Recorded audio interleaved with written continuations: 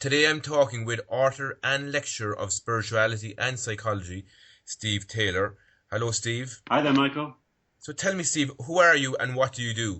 Well, I'm mainly an author. I think of myself mainly as an author of books on spirituality and psychology. So I've written a few books, including Waking from Sleep and The Fall, and my latest book, The Calm Center. And so that's my main role, but I'm also a lecturer in psychology at a university in the UK, at Leeds Beckett University. So I have a sort of, partly an academic role as a psychologist and partly a role as an author of these books on spirituality. How did you get into this area of work, Steve? Well, it was something that was always inside me from a young age. Although it took me quite a long time to realize who I was and to find my path, but it was definitely inside me definitely from my teenage years. I was always interested in spirituality and in kind of esoteric phenomena. And in my 20s, I experimented with meditation and experimented with some psychedelic substances. And I always read books on philosophy, psychology, spirituality. I was always particularly interested in Eastern spirituality. So I like to read books on Indian philosophy and on Buddhism and on Taoism. So, and at the same time as having those interests, I always held an impulse to write as well. So initially I tried to write short stories and poetry, but later on I realized that I actually should be writing about spirituality and psychology. So eventually in my early 30s, I began to write books on those themes. And almost straight away I began to get articles published and I had my books published too. You mentioned the word spirituality there, Steve, but what do you mean by spirituality? Well, that's a good question. It's one of those words which means something different to every different person. But some people think of spirituality in terms of religion. Some people think of spirituality in terms of psychic phenomena. But for me, spirituality isn't really connected to those areas. Spirituality is connected to self-development and self-discovery and self-exploration. And most of all, spirituality is about expanding our awareness and expanding our vision of the world so that we can perceive a greater reality and so that we can gain insights that are normally beyond our awareness. Steve, you're friends with Eckhart Tolle. What's that relationship like with him? I've met him a few times and we've corresponded by email, but he lives in Canada, so I don't see him very often. But he's been very supportive of my work. About 10 years ago, I wrote a book called The Fall, which was a book about anthropology and archaeology. It was an attempt to understand human history in kind of spiritual terms. And I thought he'd like the book, so I sent him a copy of the book. And he replied a few months later saying that he really liked the book and he wanted to help me promote it, he wanted to help me gain some attention. And so he recommended the book on his website. He gave me a quote for the cover. And he was really helpful. He helped to draw people's attention to my books. And ever since then, we've remained in contact. And about 3 years ago, he invited me to Canada to take part in a dialogue for his internet TV channel, Eckhart Tolle TV. So we did that. And while I was there, I gave Eckhart a copy of my book of poetry, because I also write poetry. And I gave him a copy of my book of poems. And he really liked the poems. He liked the poems even more than my other books, which are kind of like prose psychology books. So he told me about 2 years ago, he rang me up and said he was thinking of starting his own publishing imprint. And he would like to publish my next book of poems. So that came to fruition about 6 months ago. About 6 months ago, I had a book called The Calm Center published, which is a book of...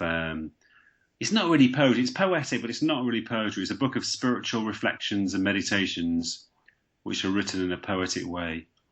And that was published by Eckhart Tolle Imprints, with an introduction by Eckhart.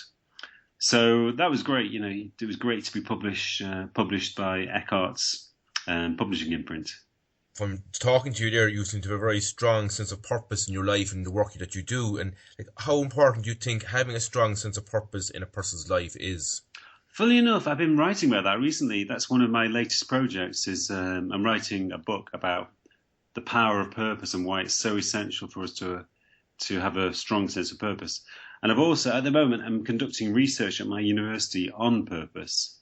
We're trying to find out if it's possible to distinguish different levels of purpose, different types of purpose, and what kinds of effects those different purposes have.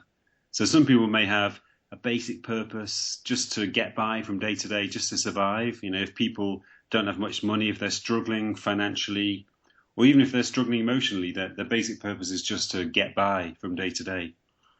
And other people may have what I call a personal accumulative purpose, which is the main purpose of your life is to achieve more things, to gain more wealth, or maybe gain more success or status or power.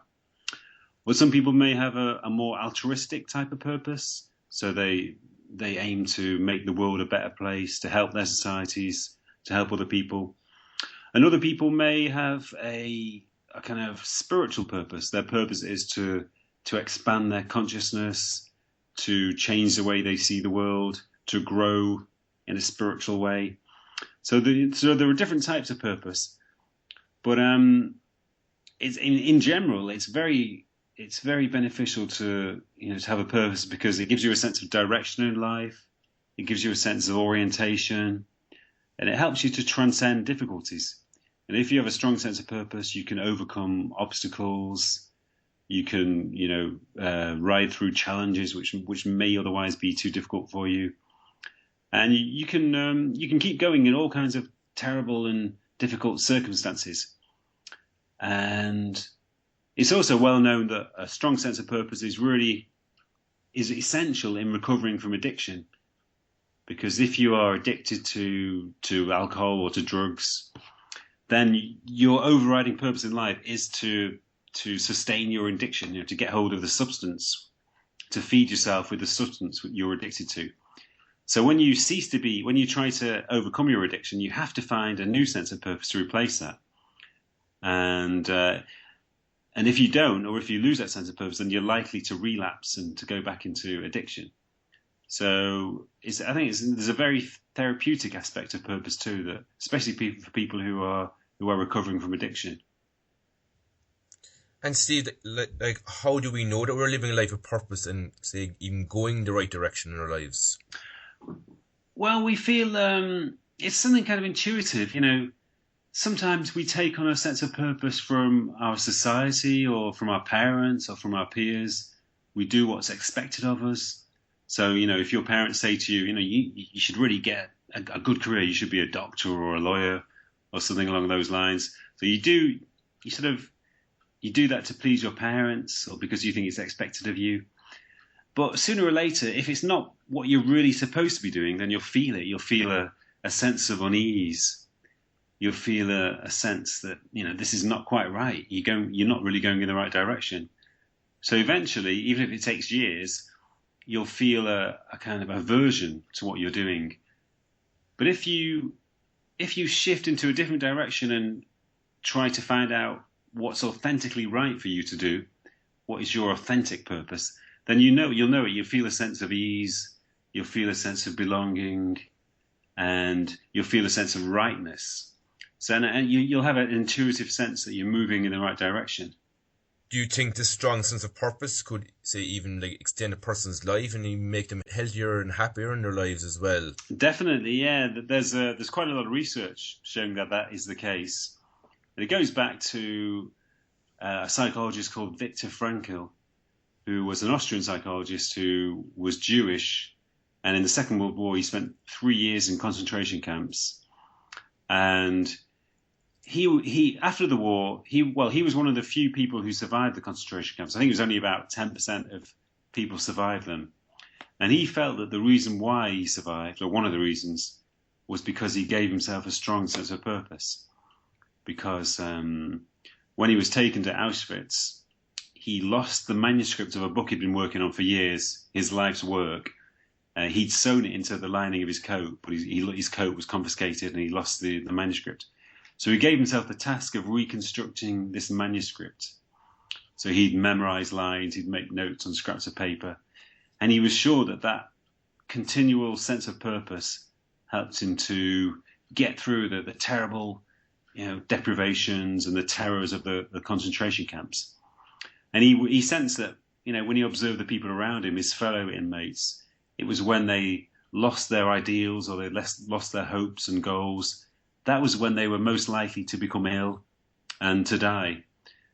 So when he after the war, he investigated the importance of purpose in a lot more detail, and he developed a type of psychology called logotherapy, which is all about identifying purpose and following your purpose. And in fact, more recently, in the last couple of years, there have been a couple of psychological studies showing that that people with a strong sense of purpose, they're likely to live for longer. I think it's on average 2 years longer with a strong sense of purpose, which doesn't sound a lot, but if you're 85 years old, then 2 years is quite a long time. And the research also shows that people with a strong sense of purpose have better health, they're fitter, they have fewer health problems, and psychologically they're much more positive, and they experience much more well-being. I read that book myself as well, and it's a fantastic book, Man's Search for Meaning, isn't that the name of the book? Yeah, it's a great book. Yeah. Do you think it's down to the individual themselves to create that meaning and purpose in their lives? Well, it can be, but I think kind of the most beneficial and the most authentic purpose doesn't really come from us as individuals. It's when we kind of align ourselves to a purpose which is bigger than us, which doesn't come from us as individuals. I call this transpersonal purpose, because it's it comes from a source beyond us.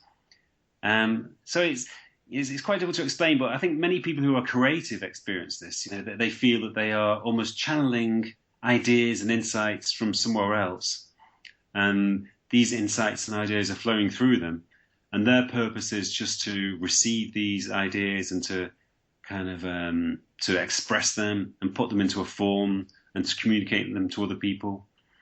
And I think people who are very altruistic and very idealistic, I think they experience this too. They feel that they have a sense of mission. They have this very powerful impulse to do good things, to make the world a better place. And it doesn't really come from them. They sort of allow this impulse to flow through them. And also many people who experience a strong impulse to develop spiritually, they also, it's almost as if the impulse comes from somewhere else. It's somewhere bigger than them, and they just allow it to flow through them. And I think that's the most rewarding and most meaningful type of purpose. Are there any times, say, Steve, that a person would block that sense of purpose coming through? Yeah, I think so. I think some people may not trust. Well, first of all, they may not be aware of who they really are. They may not be living authentically. As I said before, they could be people who live according to the values of their culture, or they try to conform to the expectations of their parents. And so they may block their authentic purpose. Or maybe they just don't understand themselves. It can take a long time for people to understand themselves. It can take 10 years or more for people to discover who they really are. It can take a whole lifetime. It can take decades of some people to sort of shake off all the influences they picked up and to uncover their true selves. So I think first people need to go through this process of discovering their authentic selves, finding themselves. And once you find yourself, that's when you can allow this purpose to begin to flow through you. What do you mean by your authentic self? The self which many of us develop and which many of us use to negotiate our lives. It is a kind of a conditioned self which we've created to, partly through the demands or through the conventions of our culture, partly due to the influences of our parents and our peers. And it's a kind of culturally created self which we think we should live by. And some people seem to get by okay. They seem to live quite happily with that self.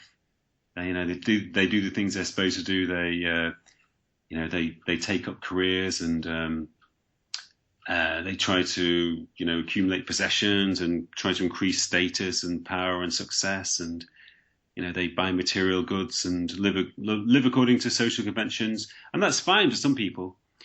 But for others, there's a kind of authentic self which may be pulling them in a different direction. So first of all, they have to decondition themselves. They have to sort of shake off these influences, these conventions and traditions, and begin to live in a more authentic way. So it means becoming an individual. It means, in some ways, it may appear selfish to other people, but it means that living according to your own impulses rather than conforming to social conventions. I've done some research in psychology with people who've been diagnosed with serious medical conditions like cancer, and people who've gone through bereavements and other very difficult life situations. And one thing I've found is that when people have been through those situations, they change quite dramatically. They often change quite dramatically afterwards. And one of the ways in which they change is often that they begin to live more authentically. So they realize that they weren't living in accordance with their own basic impulses, that they were trying to please other people, they were trying to conform, they were trying to fit in. But after cancer or after a bereavement, they realize that, that life is too short and too precious to live like that.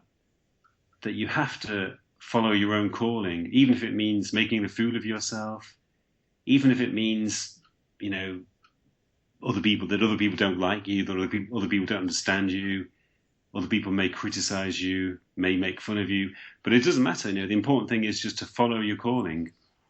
So people, some of the people I spoke to, they sold their businesses, they gave up their high-powered career jobs, and they realized that they wanted to do something more meaningful to them and something which really fitted with their own inner nature rather than just trying to conform and trying to fit in. You mentioned talking about this subject in something that I came across what you spoke about, where you said about stepping outside and allowing the river of purpose to flow through. By that I mean that we should stop following our own personal ambitions and desires, and we should trust that there is a kind of a higher purpose which will flow through us once we step aside. So it means that, rather than following our personal ambitions to, become famous or become rich or successful, we should just stop trying to live so rigidly, stop trying to push, stop trying to move forward and stop striving. And we should just allow life to flow through us rather than trying to direct life. I sometimes use the metaphor of swimming and floating, that in most cases, throughout most of our life, we try to swim, we try to swim in a particular direction, we try to move forward consciously by making efforts. But really, we should allow ourselves to float with the river. We should trust that life is taking us in the right direction. And we should have the faith that, if we allow life itself to take us forward, then we will move in the right direction. And I think that's what happens. When we do that, then a higher purpose can begin to flow through us. And would this be kind of regarded as like an egoless state? Yeah, definitely. Yeah, it's. I think many people live in a very egoic mode in which they're trying to push themselves forward. They're trying to arrange life to suit themselves. They're trying to force the world to be as they want the world to be. And, as a result, they become prominent. They gain respect and admiration and achievement. But on the negative side, that can often lead to a sense of, it can lead to exhaustion, and it can lead to a sense of separation. And it can also lead to a sense of inauthenticity, a sense that you've somehow become disconnected from who you really are. So that's the danger of the kind of egoic mode. But if you let your ego step aside, if you just push your ego to the side or allow your ego to just fade away, and as I was saying, if you allow life to move through you, and if you allow a higher purpose to inform your life and inform your actions, then your life begins to flow quite effortlessly and easily. You don't expend as much energy, and you live very spontaneously and gracefully, and and life becomes much easier. There might be some of our listeners now listening in, they're saying, I don't have this purpose, I don't have this flow in my life. Is there a way to uncover that or discover that, Steve? Yeah, well, I think meditation helps a lot. Not necessarily meditation itself, but any activity which has a meditative aspect to it. A lot of people find meditation itself in its pure form quite difficult because they sit down, they close their eyes, they concentrate on a mantra, or they try to concentrate on their breathing. But they find it difficult because a lot of thoughts shift through their minds and take away their attention. And they find, they're confronted with their own minds, and the negativity can flow into their consciousness. So I sometimes recommend meditative activities rather than meditation itself. So meditative activities could be swimming, running, walking in the countryside, yoga, and lots of other relaxing meditative activities. And those activities are really helpful in many ways. They're physically beneficial, and they have lots of health benefits, of course. But maybe their biggest benefit is mentally or spiritually, because when you empty your mind, when you slow down and empty your mind of thought chatter, and when you begin to, a lot of the time we have these buzzing thoughts about responsibilities and worries and anxieties. We allow those to fade away. Then we create a space in our consciousness. And when that space forms in our consciousness, that's when something deeper begins to arise in us and begins to take us over or begins to inform our lives. And, that enables an innate purpose within us to express itself. And so I think that's one way we can help to find this purpose, is just by quietening our minds and opening up some space within our consciousness, just to allow those deeper levels of our being to express themselves. You talk about a spiritual awakening as well, and that can act as a catalyst for people to discover this purpose in their lives as well. But what do you mean by spiritual awakening? Spiritual awakening is a shift into a new way of experiencing reality. And sometimes it happens gradually. Some people spiritually awaken through years or even decades of gradual meditation, or of following the Eightfold Path of Buddhism or the Eight-Limbed Path of Yoga. So there are lots of spiritual paths and spiritual practices which can lead to awakening. But in most cases, spiritual awakening happens quite suddenly, quite dramatically. And usually, according in my research, it usually happens when people have gone through a period of deep trauma and intense turmoil. They often reach a point where they feel as though they've been broken down, and when they feel so stressed and so full of turmoil that they can't continue. And it's almost as if their old identity or their old ego fades away or dissolves away. And there's suddenly a space inside them which allows a new self to arise. A bit like a butterfly emerging from a chrysalis. So a new self arises within them. And they almost feel as if they are, a new person inhabiting the same body. It's a kind of rebirth, the birth of a new identity. And this is what spiritual awakening is. When this new identity establishes itself, people feel that they're perceiving the world in a much more real and intense way. The world around them seems more vivid and more alive and more beautiful. And they feel they don't have the same sense of separateness as before. So a lot of people have experienced a sense of separateness between themselves and the world. But in spiritual awakening, people feel connected.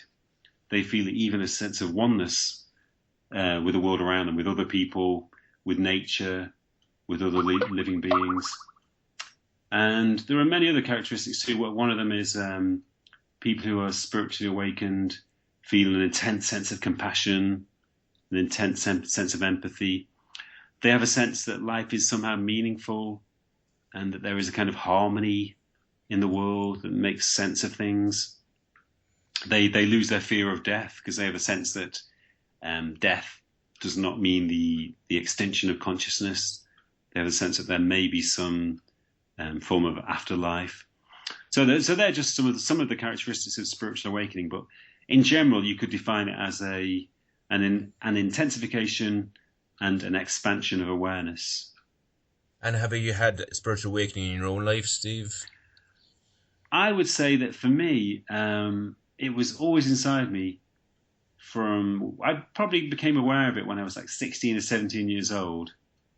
And I definitely had an innate spiritual sensibility. But it took me quite a long time to understand it and to accept it and to integrate it into my whole personality. So I'd say that it took me probably until about the age of 29. I think the age of 29 was probably a significant year for me, but that was when I felt that I'd really accepted and integrated the spiritual side of my being, and it became very stable and very easy. And that was when, in terms of purpose, that was when I began to follow a transpersonal purpose, and this purpose was able to flow through me and to sort of guide me through my life. Some people can go through that state of turmoil that you were speaking about there, Steve, and they can have a lot of resistance towards it as well. Is there a reason why they may experience that resistance? Well, partly it's a question of not understanding what's happening to them, because a lot of people have this experience without any knowledge of spirituality or any knowledge of spiritual traditions. And so they may think that they're having some kind of psychological breakdown, and they may feel confused. They may try to explain it to people around them who don't understand it either, so they become more confused. And it sometimes takes them several months or much longer, could be 2-3 years, to kind of construct a framework which allows them to understand what they've been through. So it's a process of, investigating, slowly gravitating towards spiritual practices or spiritual ideas, maybe speaking to other people who've had similar experiences. And once they have that framework, it's fine. But there's definitely an initial phase of confusion, and which kind of, in some cases, that confusion encourages people to deny what's happened to them or to try to repress it. Is there a reason why, say, some people actually experience this spiritual awakening and other people don't? That's a good question, yeah, because obviously we all go through intense turmoil at some point in our lives. We all suffer from bereavement. Many of us are diagnosed with serious medical conditions. So, practically all human beings go through intense turmoil, but only a small minority experience spiritual awakening after this turmoil. So I think that there are probably 2 or 3 important factors. One of them is acceptance, and I found that the people who underwent this transformation, it was often at the point where they accepted or kind of surrendered to their situation. So it was when they stopped resisting, where they stopped fighting what had happened to them, and they suddenly made a mental effort to let go and accept their situation. And that was often the point of transformation. That was often when the transformation occurred. So most people probably find it quite difficult to accept these predicaments. If you're diagnosed with cancer, your impulse is to resist, to fight it. And you may even not want to face up to the reality of what's happened to you. You may want to divert yourself or distract yourself. So you have to be able to face up to it, and you have to be able to surrender or let go to it as well. So that's one important factor. But in some cases, maybe some people are just not ready for it. Maybe their inner nature hasn't developed or evolved sufficiently for a spiritual awakening to take place. In some people, it was almost as if there was a latent higher self which was ready to emerge. And when their normal ego had dissolved away, that created a space. And in that space, the new self, the latent higher self, emerged to fill the space. But for others, maybe that self was not ready to take place of the other self. Maybe it just wasn't ready to emerge. Just as there's a certain point where a chick is ready to hatch from an egg, but it's got to be the point when it's ready. So maybe in other cases they just weren't ready to emerge. Is there a difference, say, between spiritual awakening and enlightenment, Steve? No, I think it's basically the same thing. But to be honest, I'm not particularly fond of the term enlightenment because I think it's a bit misleading. Partly because it's not a very good translation of the original Buddhist term. The original Buddhist term, which people use the term enlightenment for, actually is literally translated as awakening. And the Buddha means the awakened one, and the state of being awake was the real meaning of that term. But somebody somewhere along the line used the term enlightenment. So it's a kind of mistranslation of the literal term. So awakening is actually a more literal translation. And another reason why I'm not so fond of the term is because enlightenment suggests, in its kind of popular usage, it suggests that spiritual awakening is an experience of complete bliss and complete ease, in which everything appears easy and beautiful. But in reality, spiritual awakening isn't like that. It can be quite difficult in some cases, and it's not always a completely blissful and easy experience. What are your thoughts, say, on the purposes of depression and other so-called mental illnesses? Well, funny enough, I've just written an article about depression for I have a blog on Psychology Today in America. It's an American magazine called Psychology Today. And just yesterday, I posted a blog about depression. And I did this because a friend of mine rang me up to ask for some advice about his father, who was suffering from depression. And I suggested that his father should spend time in nature because there's a kind of emerging form of psychology called ecotherapy, eco-psychology and ecotherapy. And the basic principle of ecotherapy is that spending time in nature is therapeutic, and it can alleviate depression, it can create well-being, and research shows that it can even benefit people suffering from schizophrenia and other forms of psychological illness. So research shows that the contact with nature is very beneficial for people suffering from depression. So I told this to my friend, and he said he was going to suggest it to his dad, to go for a walk in the park every day or walk in the countryside. But he also told his father's doctor about this, the medical doctor. And the doctor was very angry about my suggestion. He said, the doctor said, depression is a medical condition. It's due to imbalances in the brain, chemical imbalances in the brain.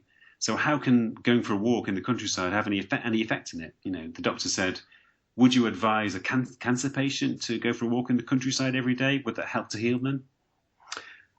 So this doctor had a very narrow-minded idea that depression is just due to chemical imbalance in the brain. And the only way you can fix it is by giving people drugs, like Prozac or other forms of antidepressants. But I think that's absolute nonsense, and that's dangerous. It's nonsensical, it's naive and simplistic and dangerous. Because, there are so many different causes of depression. Often it could be environmental. You could be depressed because you're living in a terrible environment, you're living with an abusive partner. You could be depressed because you're frustrated, that you feel an intense creative impulse, which is being frustrated because you're working in a dead end job, you're working long hours and have no time to fulfill your creativity. You could be depressed because, as eco-psychology says, you're lacking contact with nature because it's this human instinct to require contact with nature. So you could be depressed for a whole variety of reasons, which have nothing to do with brain chemicals. And if you give somebody drugs to change their brain chemistry, you're not addressing the problem itself, and you're actually making it less likely that the problem will be addressed. So it could actually be dangerous. So I think depression can arise from a variety of sources. It could even be you could interpret depression in spiritual terms. which is that, people are not living authentically, that are not in contact with their true selves, then they're not allowing their impulse of spiritual development to express itself. So yeah, I would encourage a kind of holistic or an integral approach to depression. Do you think that we need to change our viewpoint on depression? Definitely, yeah. I think it's very misleading. Even the research is not very positive about the medical model. There's research showing that antidepressants do not have any positive effects for 60 to 70% of people who take them. A lot of research in psychology is funded by drug companies who try to, they produce biased reports which are not valid, just to try to flood the market with their products.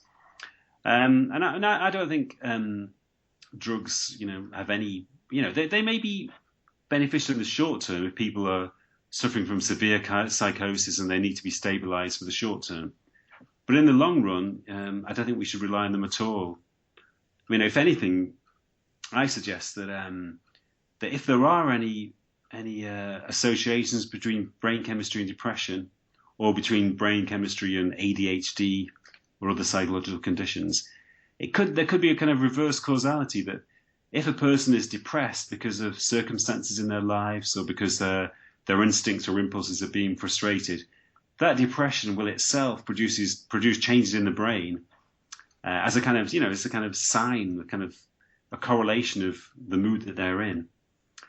But that obviously doesn't mean that the brain states create the depression. The depression creates the brain states. Well, the same with ADHD. Maybe if a child is very impulsive and can't concentrate, those states themselves will produce certain brain states. They will change the chemistry of the brain. So it doesn't work to give somebody drugs to change their brain chemistry. The only thing which really works is for people to change their lives, to change their situations, to address the real problems. I think, that's another problem with medication. It makes people a bit passive. You sort of rely on an external thing to change your mood. But in reality, what really enhances your life is to change your life, to exert some form of control, and to begin to, create better circumstances for yourself. At times, many of us can struggle to be present in our lives, Steve. Why do you think that is? Well, I think it's partly because, or largely because, a lot of people have a kind of discord inside them. When we don't have anything to direct our attention onto, when we're not busy, when we're not reading or speaking or watching TV or playing around on the internet, we confront a kind of discord inside ourselves. Our thoughts begin to chatter away. We begin to feel boredom. We might feel lonely, and we feel a kind of restlessness. So a lot of people experience this restlessness when they have nothing to do, and therefore they find it difficult to be present, because when they are present, they just experience this inner discord. So a lot of people try to escape that inner discord by distracting themselves, by making sure that they're not alone, by making sure that they always have something to do. And, they rush as well. People spend a lot of time rushing. They look forward to the future instead of being in the moment. They use all kinds of strategies of escaping from the present, but really because they're trying to escape the restlessness and discord inside them. So I think to some degree, if you want to spend more time in the present, and every human being should want to spend more time in the present, because the present is the only reality. In actuality, there is nothing else apart from the present moment. But if you want to spend more time in the present, you have to create a degree of inner quietness and inner calmness. And when you do that, you begin to find it easy to do nothing. You don't feel that restlessness and that discord when you have nothing to do. You begin to find it easy to be alone, and you begin to find it easy to be in the present moment.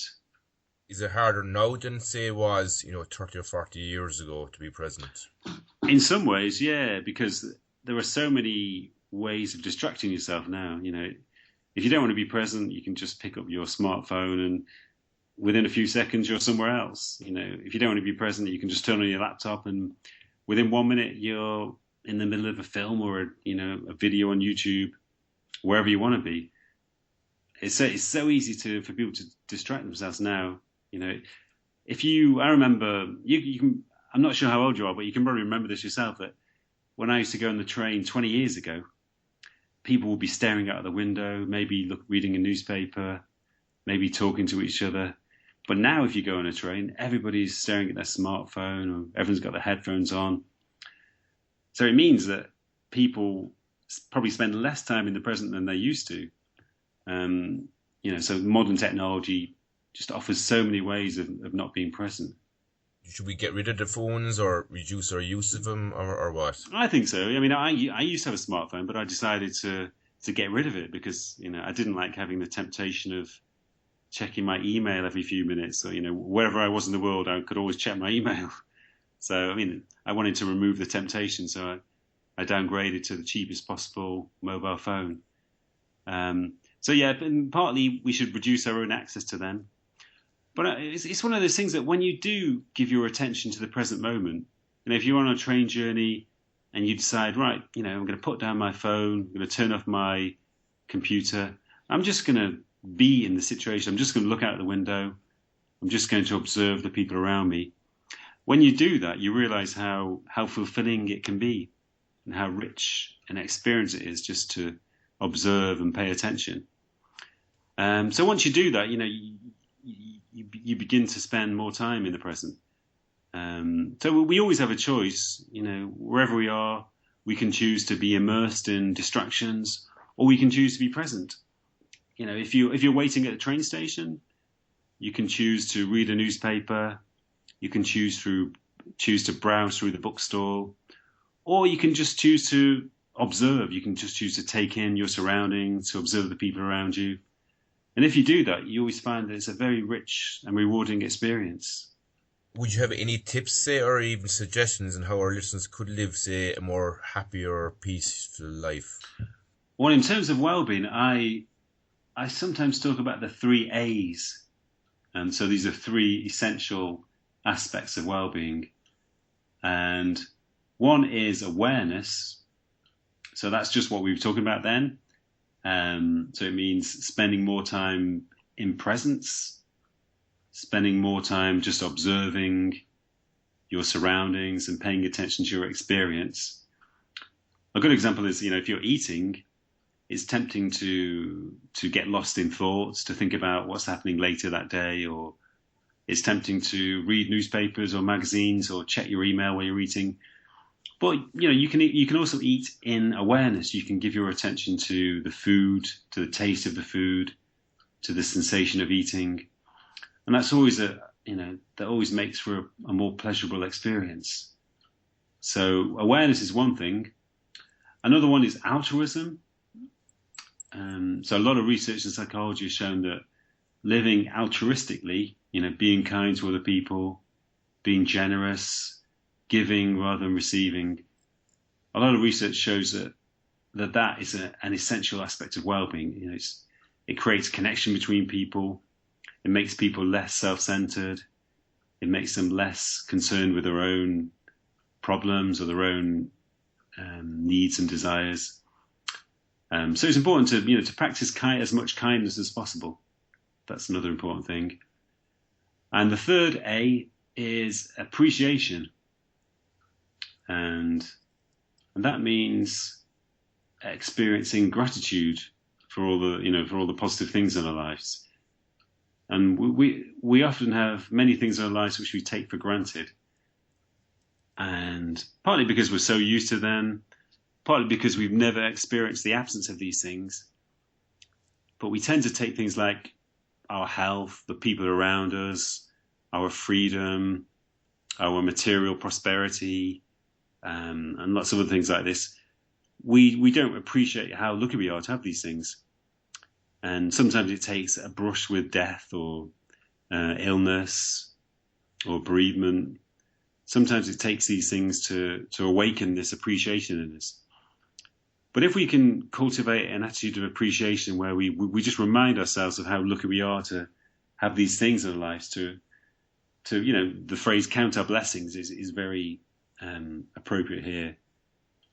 So if we just cultivate an attitude of gratitude for the basic things in our lives, even just to be alive itself, being alive is a miraculous gift. We're